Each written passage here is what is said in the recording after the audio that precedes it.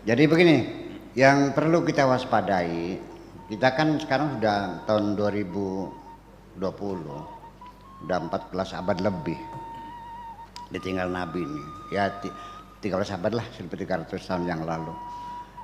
Ini kita membaca Al-Quran, itu sudah terjadi proses penyempurnaan dari pengumpulannya, penulisannya, penyeragamannya untuk mencari teks Al-Quran yang asli, yang otentik. Nggak ketemu, nggak ada. Karena dulu dibakar oleh Sayyidina Utsman. Untuk penyeragaman dibakar semua. Jadi kita nggak, yang ada itu karena naskah-naskah aja. Itu satu. Kemudian juga ditambah dengan ayat-ayat dan sebagainya. Kemudian juga rambu-rambu ya. Lam, sod lam, kola, sola dan sebagainya. Ada sakta. Itu kan kerja mereka menyumbangkan pengetahuan mereka. Nah, dan sekarang sudah kita dapatkan tafsir itu sudah ribuan tafsir, Pak. Dan bahkan yang perlu diwaspadai, ini tafsiran ini banyak sekali dan saling bertentangan, bahkan saling kontradiksi, paradoks. Kenapa demikian? Perlu kita waspadai bahwa tafsir-tafsir yang sudah kita baca yang jari ini, yang menafsirkan Mu'tazilah punya tafsir, Jabariyah punya tafsir, Syiah tafsir, Ahli Sunnah tafsir, sebuah mazhab-mazhab memproduksi tafsir masing-masing yang masing-masing itu ketika menafsirkan diseret ke streamline mereka, ideologi mereka. Itu yang kita hadapi. Kalau kita baca tafsir orang Syiah akan berbeda dengan tafsirnya orang ini. Orang Sufi lain dengan tafsirnya orang fuqaha.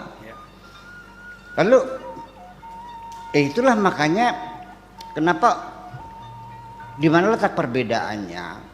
Satu, kita dari disiplin ilmu saja dulu, belum ideologi nih ilmunya.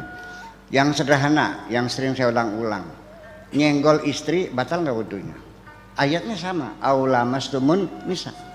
Imam Syafi'i putusannya batal, Imam Maliki tidak batal, Imam Hambali tergantung. Kalau ada syahwatnya batal, kalau nggak ada syahwatnya batal. Ayatnya sama kok, aula mastumun nisa.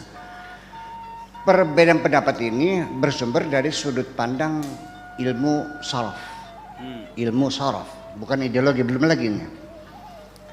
Yaitu bahwa Imam Maliki mengatakan bahwa aula mastumunisa ini kata lamasa yalmasu sulasi mujarrodnya itu sudah mendapat sisipan alif setelah faul fi'li menjadi lamasa yulamisu mudhari'nya. Amarnya lamis. Kalau sulasi mujarrodnya yang asli tiganya, yang aslinya lamasa yalmasu lamsan. Nah, menurut Imam Maliki tambahan alif ini menunjukkan makna saling. Iya, aktif. Jadi kalau masa menyentuh, kalau lamasa saling sentuh. Jadi yang membatalkan itu yang saling bersentuhan. Suaminya menyentuh istri, istrinya menyentuh suami. Sedangkan Imam Syafi'i mengatakan bahwa la masa di sini yabqa ala maknahu tsulasi mujarrad. Maknanya tetap la masa dengan dalil tidak semua bahwa wazan fa'ala la masa menunjukkan saling seperti barakallah. Bukan barokah tapi barakallah. Itu bukan saling memberkahi. Tapi Allah semoga memberkahi kamu. Itu alasan-alasan Imam Syafi'i. Dari sisi kajian linguistik, khususnya bukan morfologi, conjugationnya ya, conjugation tasrif, bukan morfologinya. Ada kelemahan pada pendapat Imam Syafi'i. Ini juga pantang, Pak, di Majelis Ilmu menyebutkan kelemahan itu nggak boleh. Marah mereka, tersinggung. Iya. Imam Syafi'i dikritik, mana sih? Pinter kamu atau pinter? Ya pinter saya lah. Gulat ya ayo. Nah itu.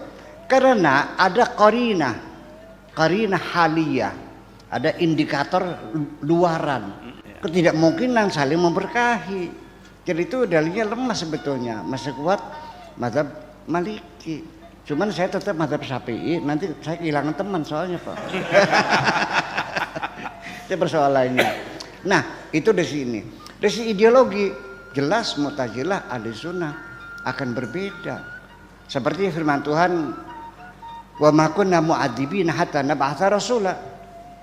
Ahli sunnah rasul itu para rasul. Kata Menteri itu logika. Jadi tafsir itu adalah diseret, ditarik-tarik supaya sejalur dengan streamline mereka. Syiah ya sama begitu. Lalu yang mana yang benar? Di sini kita ingin mengajak teman-teman, kenapa kita tidak berpikir bagaimana kita bisa mengetahui mana yang benar. Nah, kalau itu yang benar, ya kita harus jujur, terbuka, dan jangan ada fanatisme seperti itu. Jadi fanatisme itu bukan sekarang saja. Imam Syafi'i sendiri matinya kan digebukin orang hanya karena gara-gara dalam majelis taklimnya ada para hadirin audien yang berasal dari mazhab Maliki, nanya masalah, kata Imam Syafi'i itu salah, tersinggung. Akhirnya kata Imam Syafi'i, Maliki manusia, saya juga manusia, dia bisa salah, saya bisa salah. Mereka marah, diadang di jalan, digebukin, beberapa bulan meninggal dalam keadaan sakit. Itu kan jadi kekerasan itu sudah ada sejak dulu.